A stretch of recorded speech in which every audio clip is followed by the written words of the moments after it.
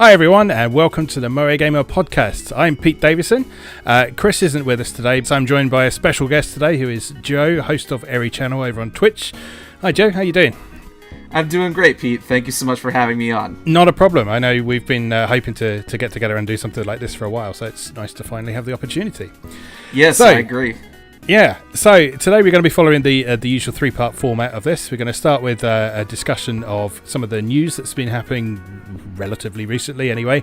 Then we're going to move on to what we've been playing, and finally we're going to have a discussion on a particular topic, with this episode's discussion being on the subject of gacha games, because the first anniversary of Fate Grand Order is coming up, so it's a nice timely opportunity to do that. So, this episode was originally supposed to come out a week earlier, but I was struck down with the dreaded plague or summer flu or something like that. So, some of the stuff we're going to be talking about is actually from E3, which feels like an eternity ago at this point. But, yeah, there's still some things worth talking about there that I wanted to bring up. So, we'll jump right in with some of those. All right. So, in no particular order. Well, let's talk a little bit about Smash Brothers first of all, because that was probably the biggest story to come out of E3 for a lot of people. Oh, yes. Yeah, so new Smash Brothers on the way to Switch, launching December 7th. We're getting some new characters. We're getting all of the previous characters from previous Smash games, all the previous stages and so on. It's called Smash Brothers Ultimate. Featuring Ridley from Metroid, which is a character people have been requesting for a long time. Yeah, so it's looking very cool. Smash Brothers is a series that I enjoy, but I've never got particularly hardcore into. But this is looking like it's going to be sort of the definitive experience for it, I think. So, yeah, so what do you think of what you've seen so far? I'm really glad that they are adding back all the characters from the previous games, because I'm someone who never had a Wii. I never got to play Super Smash Bros. Brawl. So it'd be great for me to play characters like, Snake for the first time. I really want to play a solid Snake. It seems like they're also bringing back some other mechanics, like wave dashing is back. So that'll be good for the more competitive types. I'm like you, though. I play it casually. I unfortunately, the last Smash Brothers game I got was on the 3DS, and that didn't really have an active community. I mean, it's kind of hard to have a community on the 3DS. No, that's a shame. But, yeah, unfortunately, it ended up dying off pretty quickly. Yeah. So it'll be great to have a unified Ultimate version that we can all play, and I'm hoping that Nintendo's online service, which they're going to fully flesh out by the time the game comes out. I'm hoping it's good. I'm hoping it's stable. It's been a little iffy with Mario Kart 8. I don't know how much experience you've had with that. Yeah, I've not had a huge amount of problems with it, to be honest. I've played a fair bit of Splatoon 2 and Mario Kart 8 online, and I've had an occasional disconnect between sessions in Mario Kart, but I've never had sort of drop connections in the middle of matches or anything so far. So I don't know if that's related to my connection or anything like that, but it seemed pretty stable to me so far. So hopefully they'll have even better infrastructure in place when they've got some more money flowing in each month for that. So that's the theory anyway. I hope so too, and it seems like a good deal to me, especially in comparison to PlayStation Plus and Xbox Live Gold. I mean, $20 a year is like nothing. Yeah, absolutely. And they're actually doing what I've been hoping they would do for a long time with the, or what is going to be the replacement for Virtual Console now. So with this sort of subscription to old NES games, and presumably there'll be some other systems covered at the point in the past. I've been hoping they would do something like that for a long time, because, I mean, it's great to have the opportunity to buy individual old games that you like, but even better to have them all just there waiting for you, I think. So yeah, I agree. All right, so that's looking pretty good. So other stuff that came out of E3. Sorry, he's got slight hiccups. I'm drinking cider at the minute. It's a summer's day, so I'm drinking Rosie's Pig Raspberry Roller Sparkling Cloudy Cider with raspberry juice and cucumber. That sounds amazing. It is pretty amazing, actually. So if I'm slurring my words by the end of this episode, that's why. Anyway.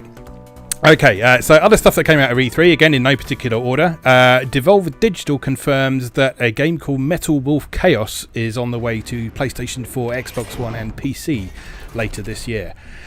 Now, I wasn't really familiar with this in the past, but a lot of people seem really excited about it. Had you come across this before? Yes, I remember reading about it in an LP. It might have been something awful LP, like a written LP. Yeah. It's a really crazy game. Two presidents are duking it out with giant mecha, and it's like, what are you guys even doing? It's like the most American game I've ever seen that isn't from America. I think that might be the best way to describe it. Yeah, it's amazing. I mean, it's from Software, so this is the guys who did Dark Souls, which is brilliant in my mind. I love it. It's nothing short of a miracle that this game is being localized and it's being published by such a prestigious indie publisher like Devolver Digital. If anyone was going to handle this, I'm glad it's them. Yeah. I mean, Devolver are the perfect people to handle this, and the way they handled its announcement as well was fantastic. Just they pissed everyone off, and that was just perfect for launching this. It was brilliant with their Mech America Great hashtag and so on. It was they knew exactly what they were doing. I think so too. Absolutely perfect. So yeah, I'll be looking forward to that one, definitely.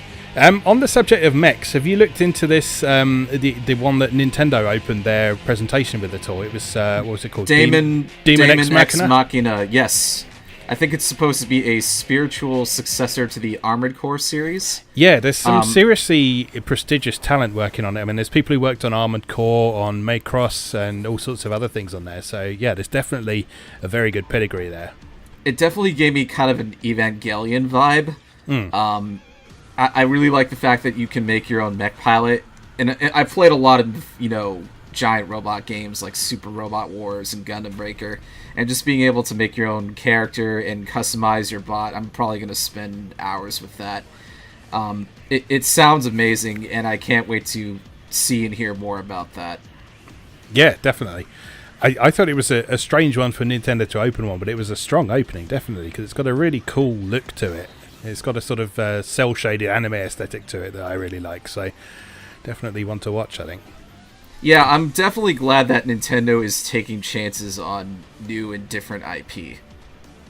Yeah, absolutely. So they seem to be sort of spreading their wings quite a bit. If you look at the eShop now, there's a lot of sort of indie titles coming out on it as well, and I mean, different people have different feelings about indie games of various descriptions and whether they're worthwhile. But it's good that they're sort of allowing a really broad spectrum of things on the platform.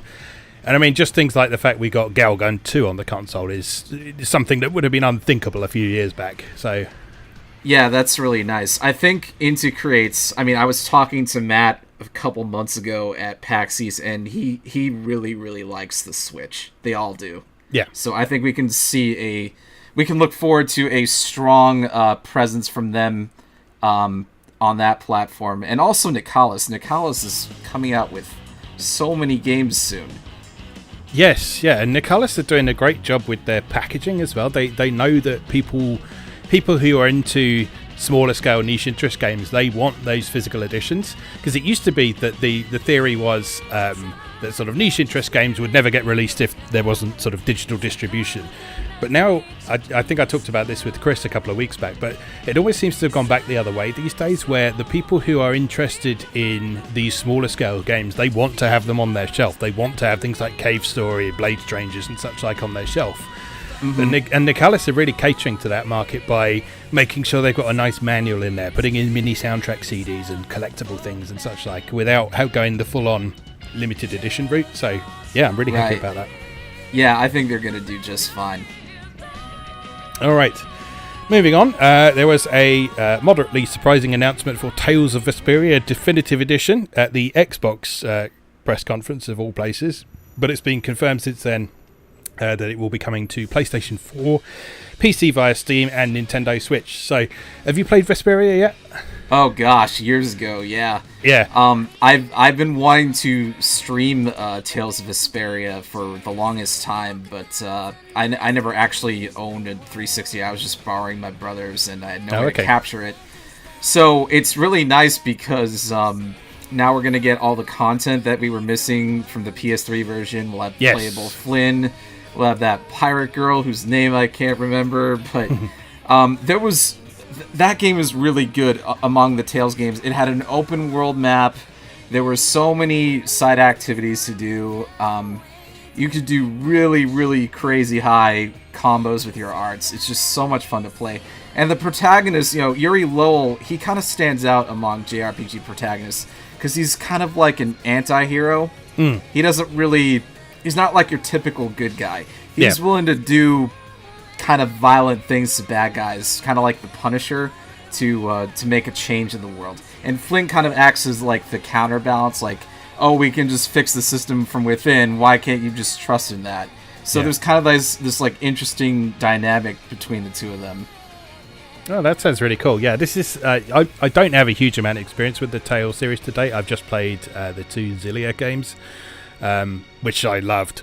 But everyone is always saying that Vesperia is one of the best ones, and the expanded version on the PS3 in particular being even better. So yeah, very much looking forward to this one. So yeah, me too.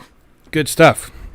All right. Other stuff that came out around sort of E3 time. There was a new Atelier game announced called Nelki and the Legendary Alchemists. So, how are you on Atelier? I've only played a couple of the games, Ayesha, which I still have to finish, and I think I really like Gus' art style.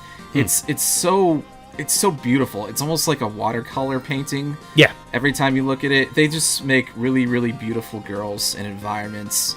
And these games are so comfy. They offer something different than your typical JRPG. It's lots. If you love crafting, you absolutely need to get into Atelier. Yes, absolutely. So, it's not like a combat focused series, although the combat has gotten better with every game that they've produced. They've streamlined a lot of things. They've removed time limits, which some people may, that's kind of controversial, but I think it's a really, really enjoyable, comfy experience. Definitely. It sounds like this new game is going to be a slightly different from the main Atelier series that we've got. So this is going to be a town building game, which features lots of different characters from the previous games. So far, I believe we've got characters like Marie, Meruru, Ayesha, Sophie, and a few others already confirmed for the game. So it's going to be one that sort of brings together all these past protagonists. So it's going to be a ton of series fan service for people who've been playing it for a long time. But see, also, I like that too. I like that there's a continuity. Yeah, definitely. But at the same time, it's also clearly been designed to get some new people into the series as well, because it's a huge series now. So I can imagine someone looking at it and go, well, where the hell do I start with that? Yeah, I'd understand that too. Yeah, so that sounded like being an interesting one. I'm very interested to see how it handles the town building in particular, because I think the last time I played a really good town building game was back on sort of PS2 with things like Dark Cloud and Dark Chronicle and so on. So it'll be interesting to see if they handle it like that or slightly differently. So it's definitely the right series to experiment with that with, though, certainly. Yeah, we'll have to see how it turns out. Yeah, okay. All right, a couple more things I wanted to talk about. Limited Run Games had an interesting conference at E3, including a whole bunch of upcoming new physical versions that they were planning. Among other things, they seem to very much be planning to send the Vita out with a bang. So there's going to be physical versions for Senran Kagura Bon Appetit, which is an excellent rhythm game.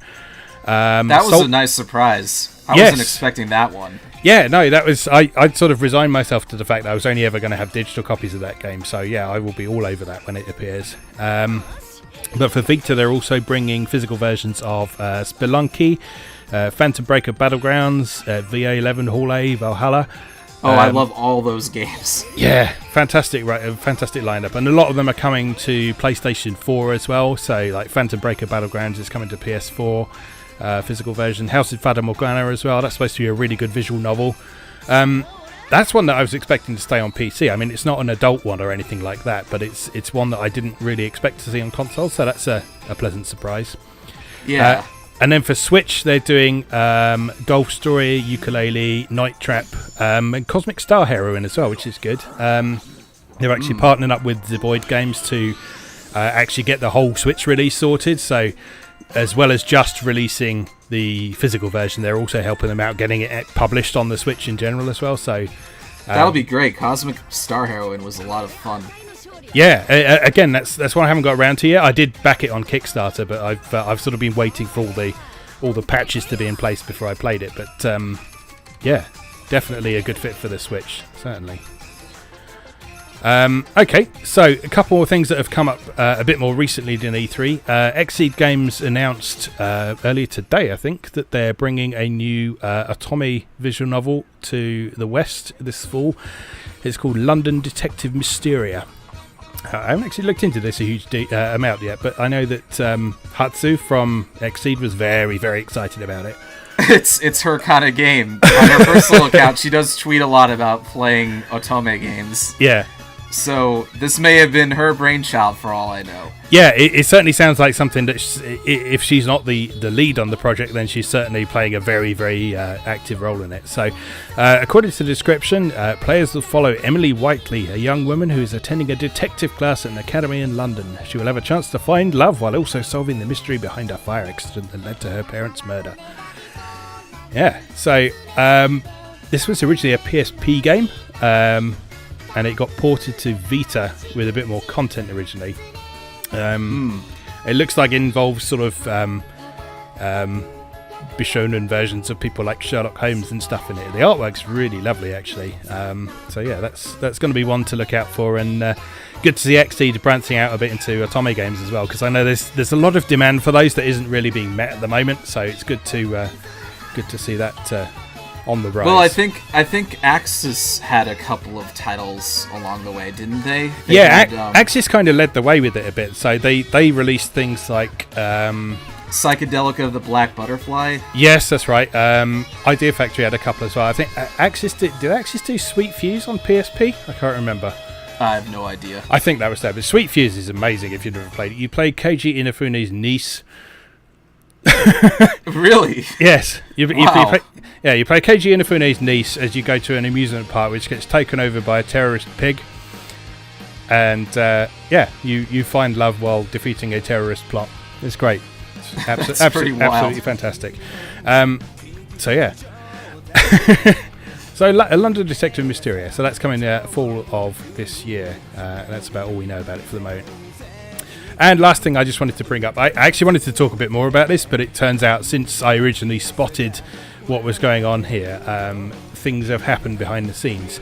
I don't know if you saw this, but a couple of weeks back there was someone had claimed to have dumped a bunch of private collectors software that was sort of previously unreleased Japanese games and so on from older platforms like PC-88, PC-98 and so on.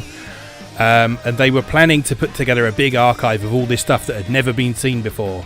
And yeah, I was really excited to delve into that. But unfortunately, it seems like there has been some drama behind the scenes of some descriptions, perhaps from the collectors themselves in the first place, and people who feel a bit funny about piracy and the ways you preserve games and so on. So the guy who was behind it put up a post recently saying that he's taking a mental health break from the project. He believes he went about it the wrong way and he regrets possibly causing additional damage, so he's stepping away for a bit. So it's unfortunate that there's not a huge amount more to say on this at the minute, but there are definitely a bunch of games out there somewhere that someone has probably already archived, but the original person who was planning this project has stepped away from it for the minute, which is a bit of a shame. But I mean, that's like the first I've heard of it, but I'm definitely all for game preservation of any kind whenever it can happen.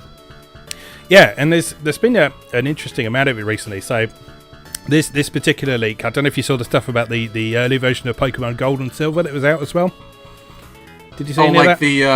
It was like a prototype version. Yeah, it was like a prototype demo version. I think they had lots of stuff that it didn't end up in the main game and so on. This leak apparently wasn't related to that, which is what a lot of people have asked. So it wasn't related to that, but there seems to have been a fair amount of this sort of stuff going on recently. So it looks like we're in the process of discovering some forgotten classics, which is nice, but it's just exciting. Yeah, but just a case of handling it in the right way, I think, which is always a difficult question, but there you have it. Okay, those are all the things I wanted to cover pretty much. Is there anything else you want to bring up that's happened recently? Not that I can think of. I mean, I'm excited for the rest of Xseed's lineup. I've got Senran Kagura Rebirth Burst Renewal on pre-order. I'm really looking forward to seeing some Fate Extella Link, because I'm a huge Fate fan and a huge Musu fan, so that's going to be great for me. They're going to be doing I don't know if you knew this, they're going to be doing a localization panel at Anime Expo soon. Yes, I did see that. I was hoping that they would broadcast that so that we could watch it. Maybe on like Twitch or somewhere. But yeah, that'd be cool if they did, definitely. They haven't confirmed that they're doing that. Oh yeah. Yeah, they've definitely got some good stuff coming down the pipe. Senran Kagura is always a good time. They're doing that weird rhythm game as well, aren't they? Was that them? Gal Metal from Tak Fuji? Yes. Oh, how I would have loved to be at E3 and meet him. I would have been starstruck. Both him and Takaki-san were there. Yeah. They were just signing autographs, I think. Oh god, I wouldn't have been able to handle it. I've run into sort of personal heroes a few times at game conventions. Like I went to PAX a few years back, and I was playing on some like 30-year-old arcade machine, and I turned around and behind me was this guy called Don Woods, who was the guy who made the original adventure game ever created. And, oh wow! And I was completely starstruck and literally speechless. And the friend I was with at the time just mocked me for about a week afterwards. It was just ridiculous. So yeah, I'm not sure I'd be able to handle that. But would be a good story to tell anyway. Totally. Okay, all right. Let's hold that segment there for the minute, and we'll be back in just a few moments to talk about what we've been playing recently. All right.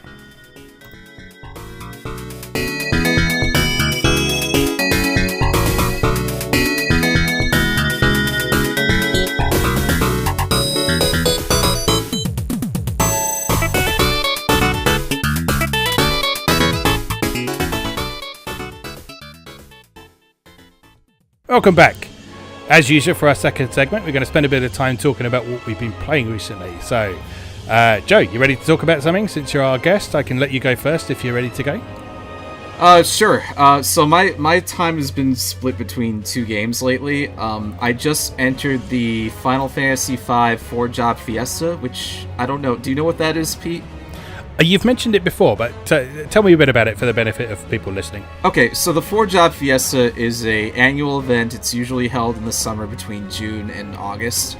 It's for charity. The money goes to Child's Play, which is, a charity that benefits children's hospitals nationwide. And it's a challenge run where you use Twitter to have a bot pick out 4 jobs for you. So normally you would you would tweet each time you reach a crystal. So the first one, when you register, is chosen for you, the wing crystal job. And then it selects a job from each crystal, and you have to stick with those 4 jobs for until you beat X Death, and then you can do whatever you want. Okay. So it can be pretty challenging for people new to Final Fantasy V. I wouldn't recommend doing it if it's your first time playing. And there's all kinds of other rules and restrictions that you can use to make it way more challenging for yourself and pull your hair out. Yeah, I've seen people talking about doing things like sort of pure chaos runs and stuff. Are those to do with that? I did a chaos run. So the difference between chaos and pure chaos is that it excludes the freelancer job and the mime job. The mime job isn't actually terrible to have, so long as your other 3 classes are good. But when you first register, like before the event starts, you can do something called Berserker Risk, where people donate like a set amount of money, and that money increases your chance to get a Berserker. And one year I ended up with multiple Berserkers, like 3 Berserkers and a Beastmaster, which is a terrible combination to have. And I just ended up re-rolling everything after that. So, like, one of the caveats is if you hate what you get for one of your job crystals, you're allowed to pay to the charity to re-roll your jobs and get, like, a better outcome. So if you do a random roll, it's less money, but if you want a specific class, you have to pay more, and I think Freelancer costs the most. Right, I get you. So I've been pretty lucky. I got Samurai, I got, what I get? Time Mage, Chemist, and Geomancer was my one terrible class. Geomancers are terrible in Final Fantasy V. They're only good for avoiding tile damage, and their damage output is so unreliable. It's so low. They cannot take hits. They're absolutely awful. As much as I love Final Fantasy V as a game, some of the classes they put in are really close to useless. They're just pathetic. They're only good when used in conjunction with other classes, so I think that's the way it was meant to be designed. You're kind of meant to multi-class, but I mean, that's how it is. I still have to finish that run. I don't know when I'm doing that. The majority of my time has been focused on Xenoblade 2, getting through that story. And I've had a kind of a rough time with it because there's so many systems to keep track of, like so many stats and things. The world map isn't the greatest. You can get lost pretty easily, just like trying to find where you're supposed to go, using the waypoints and things. I think that could have used some refinement, but it's actually had some refinement since the original release, so you're playing on the improved version at the minute.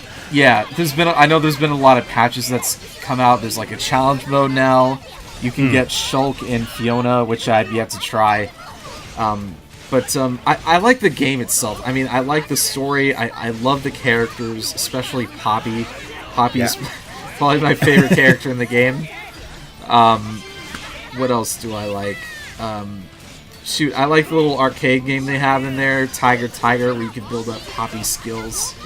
Yeah. You will like that for a while, and then you will hate it. Yeah, I probably will hate it. After a certain point.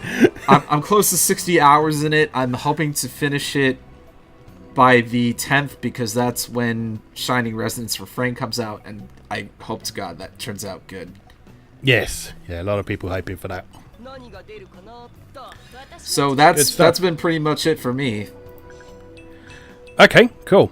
Well, so what have I been doing? So this month on MoeGamer, I've been covering the Shantae series. So just recently, I have finished off Shantae and the Pirate's Curse, which we had an article and a video go up about just recently. And so I've been playing the latest version of that, the latest installment in that series, called Shantae Half Genie Hero. I've got the Ultimate Edition that came out a while back, that is the physical version that comes with all the DLC included and so on. So yeah, been having a blast with that. You familiar with Shantae at all? Yes, I actually played Half Genie Hero, and I backed it on Kickstarter. And so what lured me in was Christina V, the voice actress, singing songs as Shantae. I'm like, oh my god, she sounds great. I've got to have this. I'm a big fan of Christina V. Yeah, she's pretty great. So that sold me on it. It looks beautiful.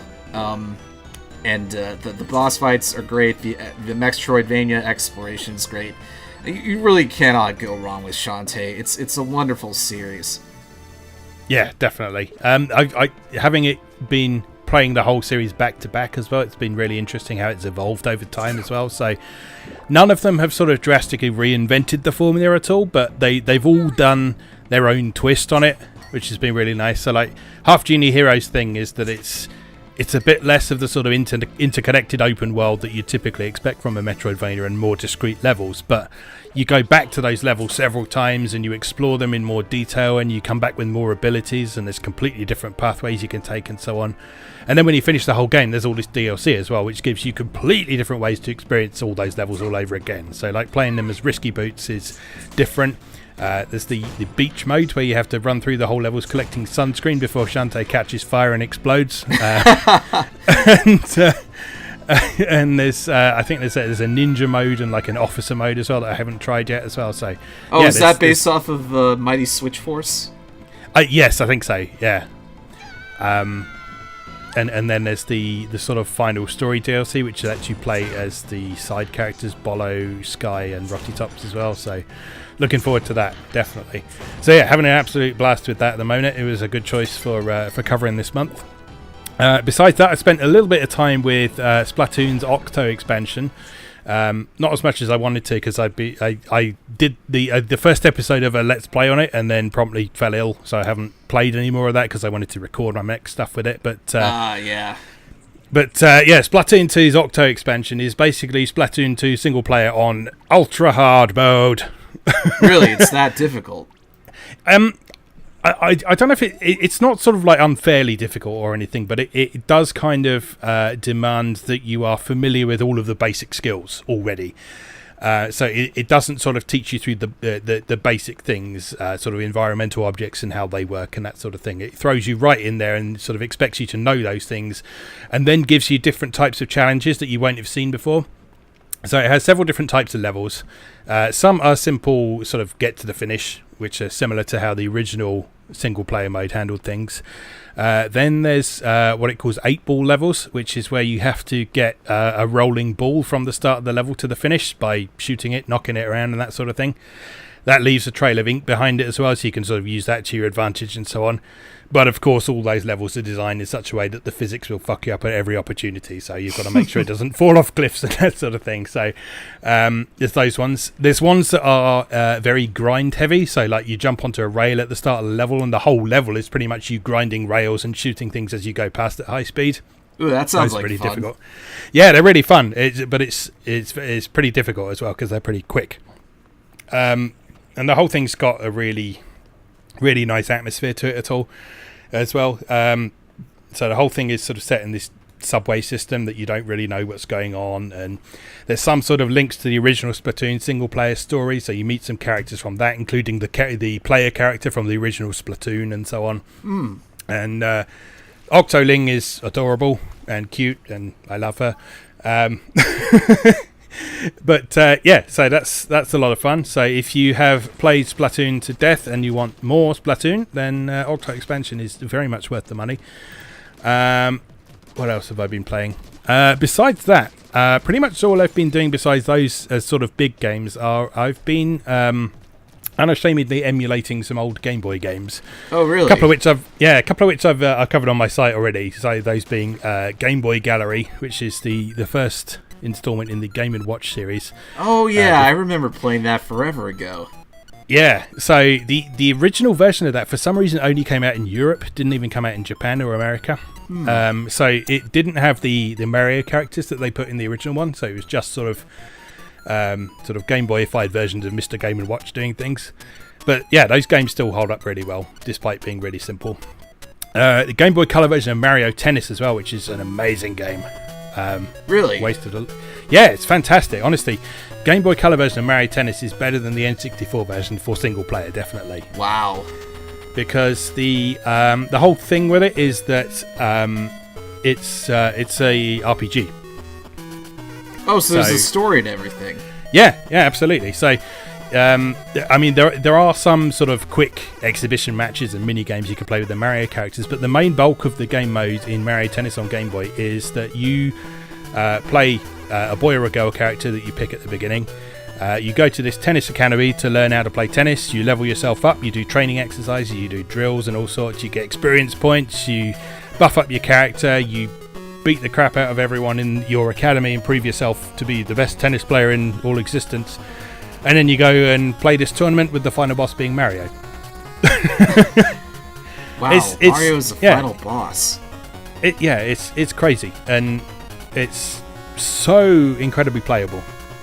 And it's really weird in that it's a Mario sports game in which if you're playing that main single player mode, you don't see any Mario characters until right at the end.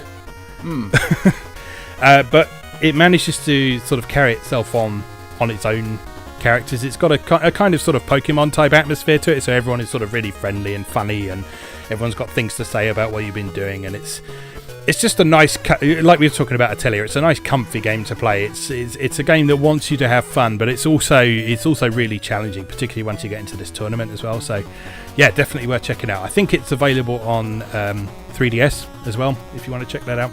Oh, really? Yes, yeah, it's on the 3DS Virtual Console, so definitely worth checking out. The main reason I wanted to play that was, of course, with Mario Tennis Aces having just come out as well. I haven't picked that up yet because I'm going to grab that after payday, but I've heard very, very good things about Mario Tennis Aces. Yes, I have as well. And one of the things I particularly liked hearing about it is the fact that it's once again got a fairly substantial single-player adventure mode in it as well. it's not quite the same as how this Game Boy version handles things, in that you are playing Mario characters and taking them through a linear story rather than the slightly more freeform experience you had there. But yeah, it looks like there's a lot of interesting things like boss fights and mini games and all sorts of things in that as well. So I'm looking forward to picking that up when I've got some money. You're still gonna have money after the Steam sale ends? You know what? I haven't bought anything on Steam for quite a long time, actually. Largely because, well, one, a lot of the things I want I've already got. And two, also, as I talked about with Chris in the last episode, I actually tend to prefer to buy a lot of my PC games elsewhere these days to make it a bit easy to sort of archive them. So a lot of sort of big releases I'll tend to get from places like GOG and such like now. Visual novels I will get direct from the publisher where possible, because that also generally means you'll get an uncensored 18 plus version rather than the limited Steam version as well. So yeah, I've not really bought much on Steam recently. There are a few things I've got my eye on. Like for example, there's but it's mostly sort of software rather than games. So I've got my eye on like ClickTeam's Fusion software, which is a game making package, which is the latest evolution of a really old piece of software I used to use called Click and Play, that I wanted to check out for a while. That's about $20 or $30 at the moment, I think, down from its normal price of about 60 or 70, so that's quite a good saving. The RPG Maker and Visual Novel Maker stuff on Steam is yours normally a good price in these sales as well, but I've already got all of them, so but yeah, those are worth a look if you're ever interested in getting a bit creative.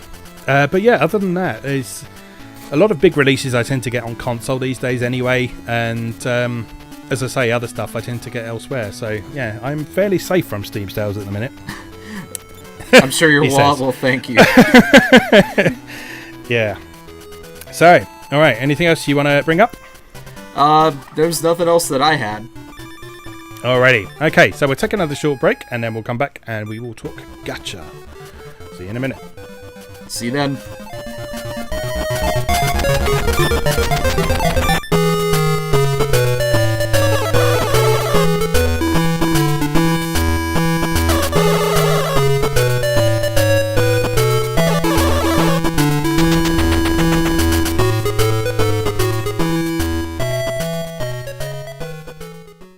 Welcome back. Okay, for our third segment, we wanted to talk a bit about gacha games. The reason we want to talk about this now is that the first anniversary of Fate Grand Order is coming up towards the end of this month, so it seems like a good opportunity to explore that, because I know I've played a bit of Fate Grand Order. Joe, I know you've played an awful lot of it out there. So, have I? Yeah. So, I mean, first thing then, just give us a bit of context of what your experience with this kind of game is in general. So, before I played Fate Grand Order, normally I would turn my nose up at this sort of game, like gacha games in general, because nobody likes, microtransactions and things like that. But I was a big fan of Fate to begin with. I liked Fate Stay Nights. I watched Fate Zero Unlimited Blade Works, and I had just seen Heaven's Feel in theaters not too long ago. So I was already pretty invested in this particular game. So as far as gacha goes, this game has among the worst rates for 4 stars and 5 stars, especially the 5 stars. And, they're transparent with how little of a chance you have to get any of this stuff. I have been fairly lucky, although I have also spent a substantial amount of money, which I'm not willing to disclose on this podcast. But what really gets me about this game is that it has a solid story. It has a solid visual novel story. And Fate has that whole appeal of, gender-bent, historical, and legendary figures. You can read all about them in their profiles. You can get to know them as characters. They have silly and funny moments. They have their own memes. They have that Gudako comic where, the player characters depicted as a complete crazy person, which it actually pushed me over the edge to actually try this out. And I've been having a really good time with it. They've been piling on a lot of events lately, so there's no shortage of things to do in the game. Although I feel that it's kind of crowded right now. They've had like 3 events in a row, and with me working full time and trying to run a Twitch channel, it's very difficult for me to keep up with. But sorry, go ahead. No, that's fine. I mean, I was just going to give a bit of background to where I've been with this as well. So, I don't know how many people are familiar with sort of my life before the games press and so on, but sort of between the years of when I finished at GamePro at the end of 2011 and when I was on US Gamer, which was 2013, I guess. Between those years, I was working for a site called Inside Social Games, which was a business-facing site that focused on things like Facebook games, mobile games, that sort of thing. And this was sort of around the beginning of the big explosion of free-to-play and gacha and that sort of thing. So I came into contact with quite a few of the earliest examples of this kind of game. So like, I played Rage of Bahamut when it was new, for example, and thought it was one of the worst things I'd ever played. Because Rage of Bahamut was complete shit when it started, because it looked like a 90s web page, had no sound, and just you didn't do anything in it. That sounds terrible. So, yeah, it was awful. I mean, the only thing it had going for it was it had amazing artwork. And I guess that was sort of the main attraction, and that still is the main attraction for a lot of these games, is it's got amazing artwork and you want to collect your harem of waifus and so on. But absolutely. Rage of Bahamut, yes. Yeah, Rage of Bahamut certainly had that aspect covered, but it didn't have the gameplay side of things at all. So, and I saw a lot of other games trying to kind of ape this experience during my time at Inside Social Games. There are a lot of other Japanese and Chinese and Korean publishers all trying to jump on this bandwagon, because despite Rage of Bahamut being complete crap, it was making a lot of money for them at the time. So yeah, obviously these games print money. They do. Yeah, exactly. So obviously a lot of people wanted to jump on that bandwagon and have a piece of the pie and so on. So I saw a lot of them at the time, and it kind of soured me on the idea for quite a long time. Until a few years later, so sort of after I'd finished covering these on a daily basis, I discovered a couple of other games. The first one that springs to mind is one called Valkyrie Crusade, which is not one that a lot of people have heard of these days, but it was semi-popular on Twitter for a while, and it got a localization and so on. It had good artwork and so on. And the interesting thing about that one is that it actually had some gameplay to it. So it had a combination of sort of city building and sort of turn-based RPG combat in it. So it played pretty well as having the fun collectible aspect to it as well. It still had some annoying bits to it, like the city builder aspect was the kind of tap here and it will take 6 hours to build this thing unless you pay money for it and so on. So that side of things was a bit annoying. But it had a decent story, it had good artwork, and the battling side of things was good. It was also quite noteworthy, and it was very fair with what it did with things like the energy bar and so on. So like the first chapter of the game, it didn't charge you any energy to use it and stuff like that, so you could get through the beginning of the story without it throttling you at all or anything like that. So I played that for a while, and then sort of got a bit bored and stopped. The next one I think I tried was Brave Frontier. I think I've tried that for a little while. It didn't really hold my attention. Yeah, Brave Frontier attracted me because one, some people I follow on Twitter were playing it and raving about it at the time, and two, it's got lovely pixel art for the characters and enemies in it. So I wanted to try it just because it looked cool. And that one turned out to be a pretty fun game, actually. So it was a lot more interactive again. You have sort of turn-based battles, but they're kind of almost Final Fantasy inspired in that it takes characters a little bit of time to charge up, and then you tap on them to attack and so on. Yeah, didn't they have some crossovers too, like with other IPs? I think so, possibly. I think they did crossovers, things like Puzzle and Dragons and so on. Yeah. The interesting thing about Brave Frontier as well is that the developers then went on to make Final Fantasy Brave Exvius as well, which was basically exactly the same game, only with Final Fantasy characters. Right. So if you played Brave Exvius, you've played Brave Frontier. It's the same kind of thing. They're both really solid gacha games. The actual story and gameplay side of things is good. Presentation of them is really nice, especially if you like pixel art. I do. Yeah, so those are definitely worth a look. Beyond that, I was then into Grand Blue Fantasy. Yes, I played Grand Blue Fantasy for a short time too, and I was really amazed by the production values in that game. It looks so gorgeous. You know, it had all this voice acting. It was like, wow, I never knew they could make a mobile game look this good. Yeah, exactly. So Grand Blue Fantasy is a lovely looking game. It's got art by a guy whose name I've forgotten who did the art for like Final Fantasy Tactics and Final Fantasy 12 and so on. Right. So it's got a very distinctive art style. They do lots of collaboration events and so on. So they've done several events with things like Idolmaster. I think they've got a Persona 5 one going at the minute. Yes, I saw that. That's really cool. Yeah, so there's always the opportunity to get these additional cool characters in your party. Grand Blue Fantasy has also got a really some really cool gameplay to it as well. So its battle sequences, again, they're turn-based, but each character's got unique skills. Your main character, you can equip them with different jobs and so on. So there's this sort of Final Fantasy feel going on to it there. And it's quite a satisfying one to play. It's one that I find it's... Like you said with Fate Grand Order, though, it's quite easy to feel like you're getting distracted with things.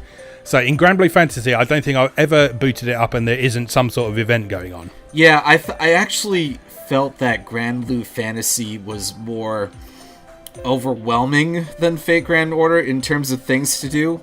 Because in Fate Grand Order, you know, you have choices between your dailies, the story content, or whatever event is... happening at the time, and I felt it was much easier to navigate. Yeah. So I think the thing with Grand Blue is it kind of depends a bit more on you having a bit of self-discipline, because if you play through most of the events, the story context of the events in Grand Blue seem to assume that you've finished the main story. So sort of like you run into characters and like your protagonist and the other members in your party, they'll already know people. So if you haven't reached that point in the main story, that's a bit of a clash there. So it obviously assumes that if you haven't already beaten the main story, you should probably do that first, which isn't a terrible idea because the main story is very generous with giving you crystals, which lets you draw more weapons and characters and so on as well. So it's not a terrible idea to do that. But at the same time, when an event comes up and says, limited time only, you can get cute girls only for these 2 weeks. But the rates in Grand Blue Fantasy are far better than Fate Grand Order. And on top of that, they are more generous with those super shiny crystals that get you SSRs. Yes, and on top of that as well, in most of the events, there's at least one character you can get without having to involve yourself in the gacha at all. There's normally at least one character who is just a pure grind character. So if you're willing to sit there and grind away, then you will get that super rare character or whatever. I mean, none of this is to say I'm bashing on Fate Grand Order or anything. I'm saying absolutely. For me, there's like pros and cons to both games. Yeah, there's a different focus for each game, and I think that's good because like I say, back in the early days, there was all of these developers trying to do pretty much exactly the same thing, and it got very tedious. Whereas now you play Grand Blue and you play Fate Grand Order, and those are two very different experiences. If you then throw something like Girls Frontline in the mix, which is sort of the new hotness, then that's a different experience again. That's got a very different way of how you draw new characters and so on. So yeah, you could feasibly play those games alongside each other and not feel like you're wasting your time or repeating yourself too much. But as you say, the main issue is a lot of these games, they take a lot of time to really get into. Yes, and so if I'm not hooked within the first few hours of playing, I'm probably going to drop it. And I am probably going to, unfortunately, drop Girls Frontline because the gameplay really isn't doing it for me. That's fair enough. I mean, as you say, you're keeping yourself busy enough with Grand Order, so... Oh, yeah. I think the thing a lot of people don't realise with this kind of game is that they are designed very much along the same lines as MMOs, in that They are designed to be the more rewarding, the more time you put into them. You say mobile game to someone these days, and they think, "Oh, it's a casual thing you play at the bus stop or whatever." But no, if you want to get good at Grand Blue Fantasy or Fate Grand Order or whatever, then you are going to need to invest some time into it. You don't necessarily need to invest some money into it, but you are going to need to invest some time into it, certainly, to grind up your characters and that sort of thing. Yes, it takes so much time to grind all the materials for Ascension, for powering up your skills, to grail your servants in Fate Grand Order. And you can do perfectly fine with, 1, 2, 3-star servants, the silver servants. Yeah. Some of them can outdo the gold servants in terms of damage. Like, take, for instance, Uriel, who's a 3-star archer. People are clamoring over her because she's going to do bonus damage to all the male sabers in the upcoming Camelot chapter, which is actually very soon. So you don't need to spend a fortune. You don't have to be one of these horror stories that you hear about where somebody spends like $16,000 on Brave Exvius, or you borrow money from the Yakuza that you can't pay back, which I definitely do not recommend. So no, the reason I do it is because there are specific characters I want. I can afford it, and I use self-control. So the baseline that I use is, if you're playing a game like an anime game like Fate Grand Order, most likely you're probably a figure collector too. So I think to myself, like, okay, typical price for a good figure is what, like around $160, $200-ish, without it getting like too fancy.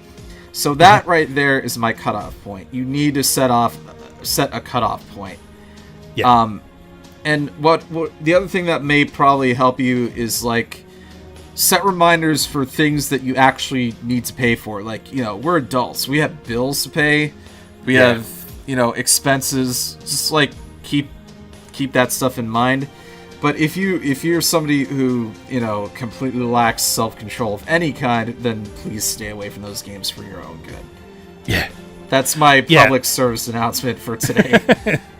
No, I think that's fair enough. I think it's worth highlighting that in a lot of cases these games don't really have hard limits on how much you can spend on them. But at the same time, one thing I do quite like about this modern breed of them is that I've never really reached a point in Grand Blue or Fate Grand Order in particular where I felt like I was being blocked off from something because I hadn't paid any money.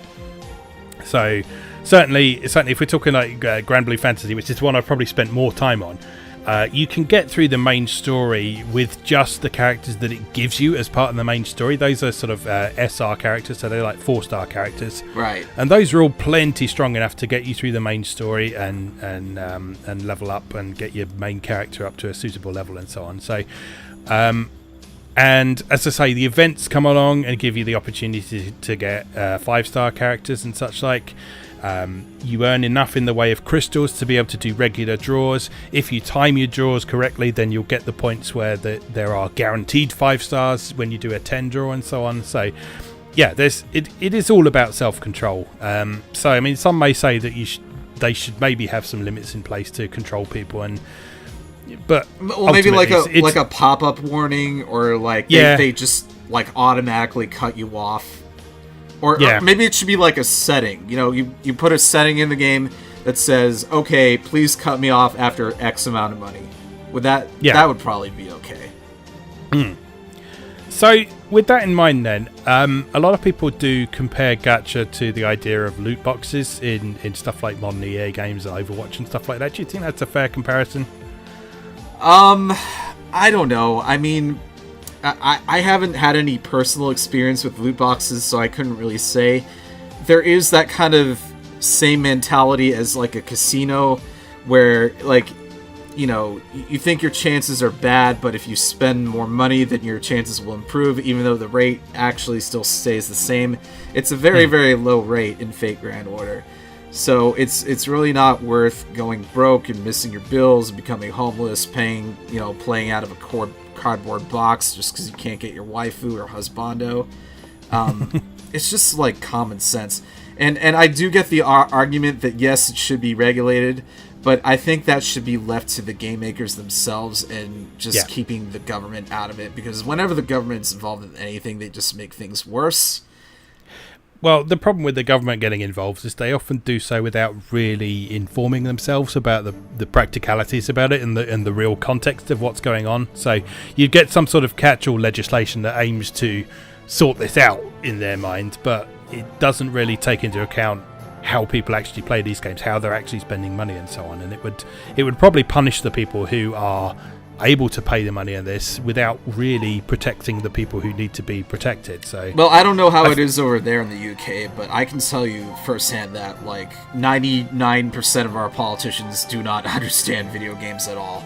In fact, right now, actually not right now, but like the other day, they were holding a panel on violent media in video games because we unfortunately have a school shooter problem, and they point to violent media as possibly being the cause, even though there have been repeated scientific studies saying that no, that's not it. There's other causes, so we should look into those instead. So that's been an ongoing argument for years. Yeah, I the same here to a certain extent. I mean, we don't have the school shooter problem, but we do have sort of inner city stabbings and gang-related stuff going on, particularly in London and so on. I'm not sure whether it's been blamed particularly on violent media and so on, but it's certainly true that a lot of the people in power don't really seem to know what's going on. So, for example, there's back when I was on GamePro in about 2011, I actually went to the Houses of Parliament for a special event that was going on there. There was a bunch of software companies and charities and so on. They were specifically there to show MPs what they were doing, what they'd been working on. So there were people like Special Effect there showing what they'd done with disabled gamers.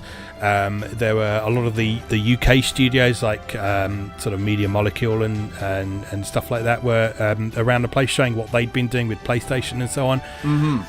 There was a very small turnout of MPs there, and it was obvious from interviewing a couple of them that they sort of learned a lot from that evening because they'd never really looked into it in the past. And this wasn't necessarily sort of old grey-haired white men or anything like that. There were sort of younger people, there were women and that sort of thing in there as well. So it was all sorts of different people there, but yeah, a lot of them just not really knowing what they were talking about with that sort of thing. So that is definitely a concern with that side of things. But I guess we'll see where that goes in the next few years and so on. So anyway, so thinking a little bit more positively on this side of things. So gacha is often used to adapt popular franchises like Fate we've seen in Final Fantasy and so on. So if you could pick one franchise to have your dream gacha game, what would it be?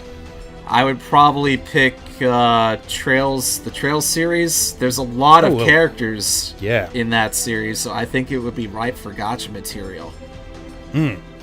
Yeah, that would definitely be a good one. So yeah, Falcom's got a huge cast of characters definitely that it could pull from. It could even do like some crossovers with Ease and so on as well. Yeah, that's money in the bank right there. Yeah, definitely. So that would be a good one. I know Idea Factory has actually tried doing Neptunia ones a couple of times, and unfortunately have not been too successful. But yeah, I saw some of that. It didn't really look too appealing to me.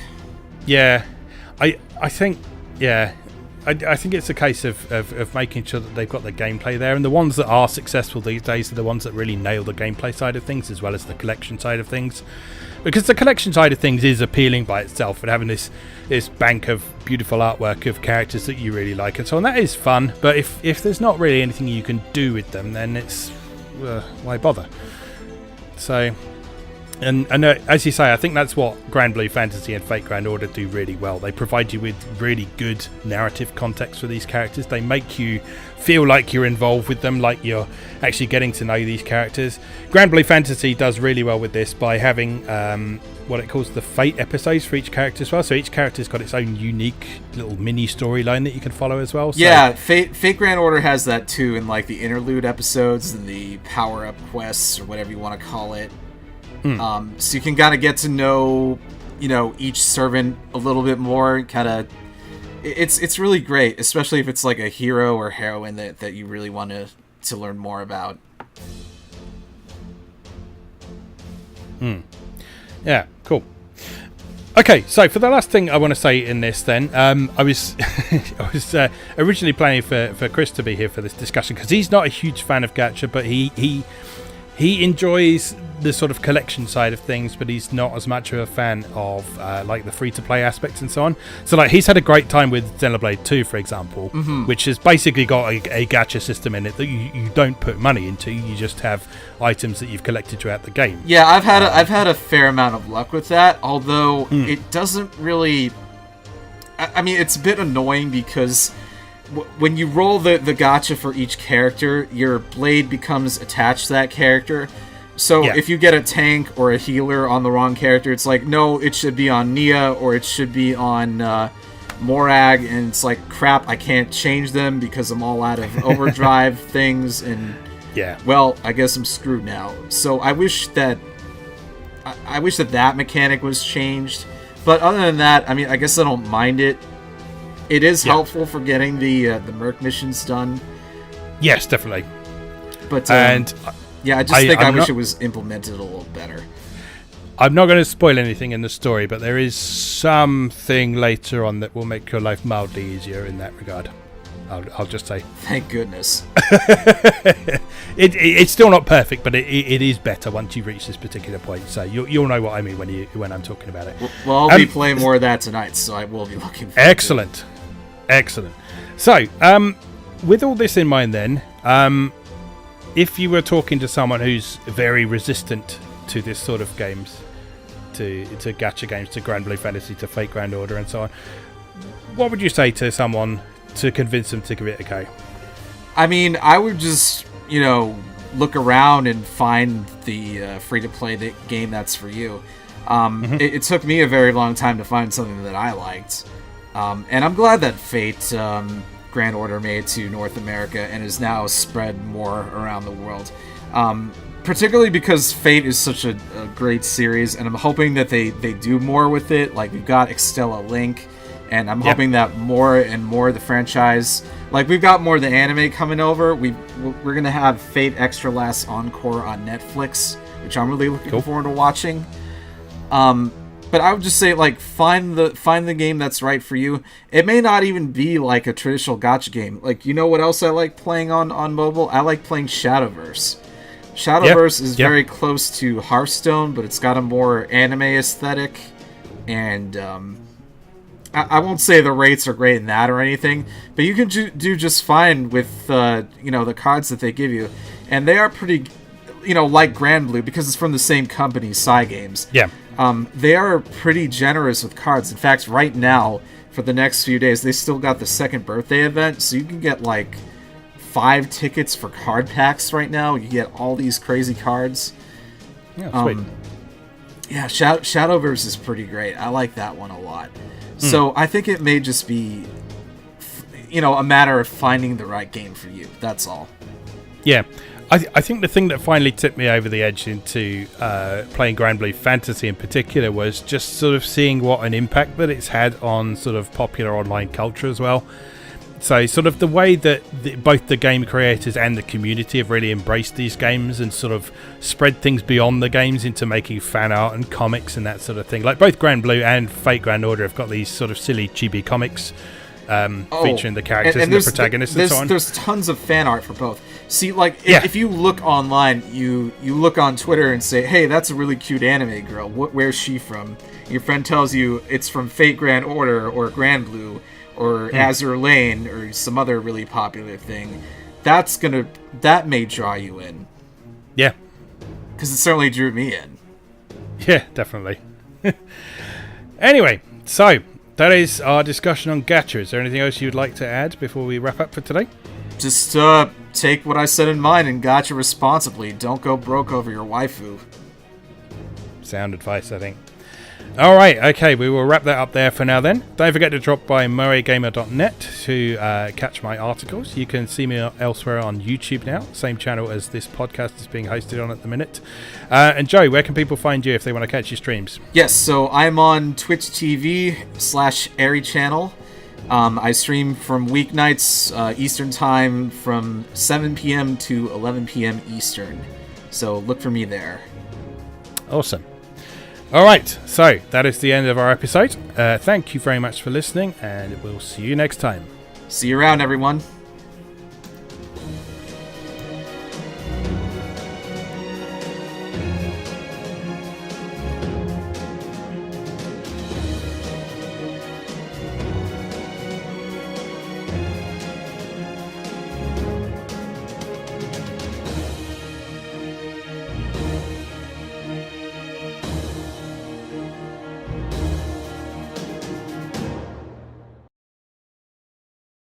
Thanks for watching.